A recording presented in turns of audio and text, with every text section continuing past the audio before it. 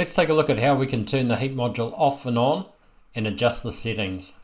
First, click Menu, Settings, Heat Detection. The whole module can be turned off and on using the checkbox at the top. When the heat module is running, it will detect for heat over a group of animals. In this case, it's across all animals in the herd. Or you can create a group of animals in MINDA Live that are due to be on heat and just run the heat module on them. Camera times. You can turn off the camera for AM or PM milkings, or like we've got here, have it running both AM and PM. You can adjust the times by just using the steppers above and below, and this will turn the system on and off for these times.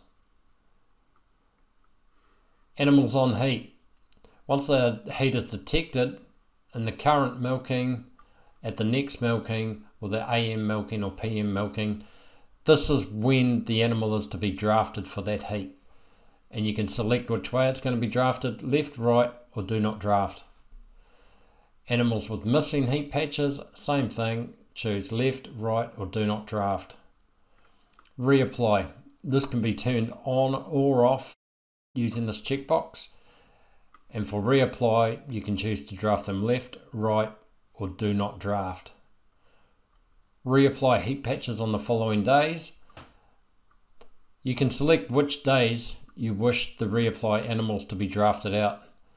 If you want to do it every second day, just unselect some of these. You can also control which session the reapply drafts will occur, morning or afternoon. Also, there's a stand down period. You can select 24 hours, 48 hours, or no stand down. Pre-mating. You can stop checking animals once heat is detected just by leaving this ticked, or turn that off by unchecking it. Advanced. These settings should have been set up during your installation process, and they really shouldn't be altered unless under advice from your Protrack support representative. When you've set all this up, always remember to click Save.